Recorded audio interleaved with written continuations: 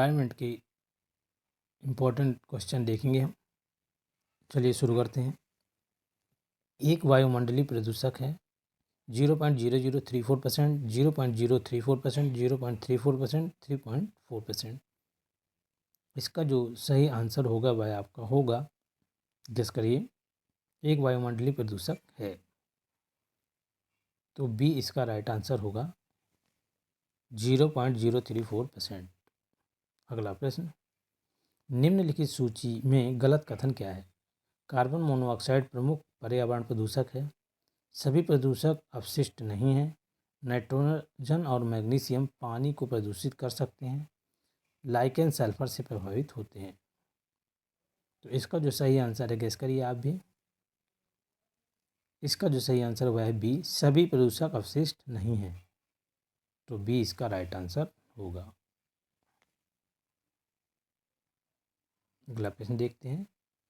वायुमंडलीय प्रदूषक पर अध्ययन में लाइकेन महत्वपूर्ण है क्योंकि वे प्रदूषित वातावरण में बढ़ सकते हैं, प्रदूषित वातावरण में आसानी से गुणा कर सकते हैं, वातावरण को कुशलता से शुद्ध करते हैं, सल्फर डाइऑक्साइड जैसे प्रदूषकों के प्रति बहुत संवेदनशील होते हैं।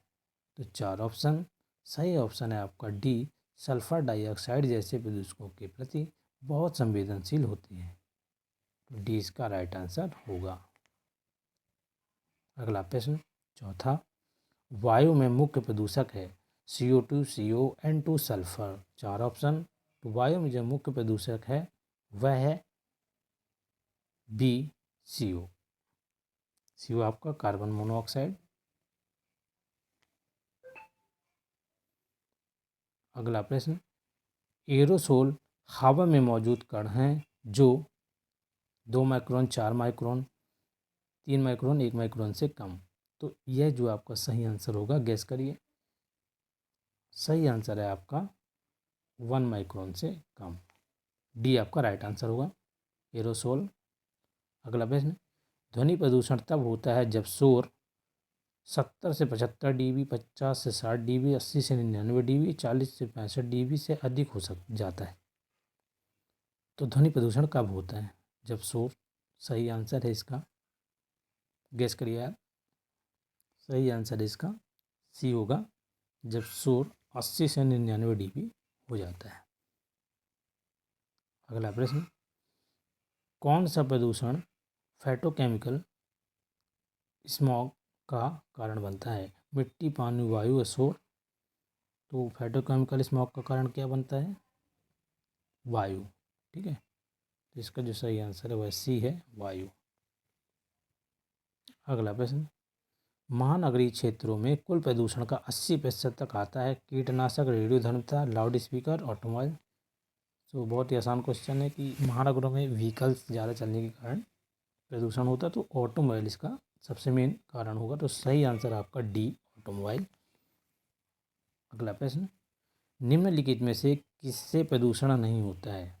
Thermal power project, steel power plant, automobiles या हाइड्रो इलेक्ट्रिक प्रोजेक्ट? तो यहाँ पर जो है सही आंसर है आपका 9वें का डी, हाइड्रो इलेक्ट्रिक प्रोजेक्ट से प्रदूषण नहीं होता है। तो डी आपका राइट आंसर हो जाएगा। 10वां, निम्नलिखित में से कौन सा प्रदूषक सबसे अधिक हानिकारक है? NO2, CO2, SO2 और CO। इन गैसों में जो है सबसे अधिक प्रदूषक कौन सा है हानिकारक? SO2। ठीक है, SO2 सबसे हानिकारक हो गया यहाँ पर। ग्रीन हाउस प्रभाव में योगदान देने वाले कारक, घर में हरे पेड़, घास के मैदान, ग्लोबल वार्मिंग, देश की हरियाली। सही आंसर आपका C, global warming. Global warming is the right answer. 12वां प्रश्न, वनों की कटाई का क्या कारण है?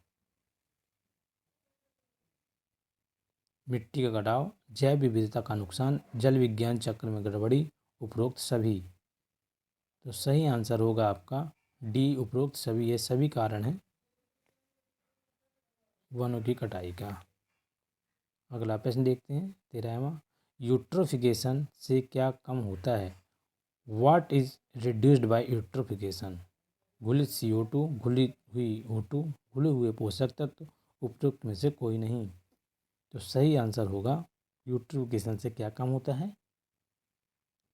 घुली हुई ऑक्सीजन, घुली हुई O2। राइट आंसर आपको हो जाएगा बी।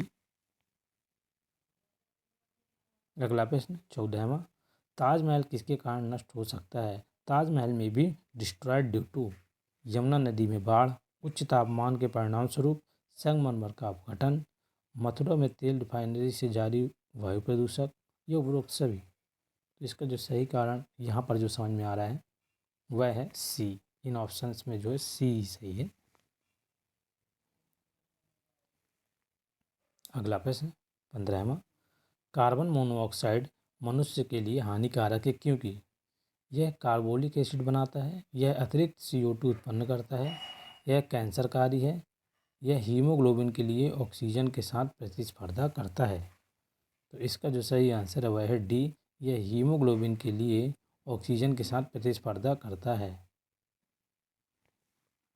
डी इसका राइट आंसर हो जाएगा। 16वां प्रश्न, अम्लीय वर्षा किसकी सांद्रता में वृद्धि के कारण होती है? SO2 और NO2, CO और CO2, CO और SO3, O3 और धूल। तो जो इसका सही आंसर है वह है ए, SO2 और NO2। अम्लीय वर्षा SO2 और NO2 की सांद्रता में वृद्धि के कारण होता है। वायु, जल, भूमि या मिट्टी की निम्नलिखित विशेषताओं में प्रदूषण के कारण कौन से अवांछनीय परिवर्तन होते हैं? भौतिक, रासायनिक, जैविक, ये सभी। तो इसका जो सही आंसर होगा वह है डी, ये सभी।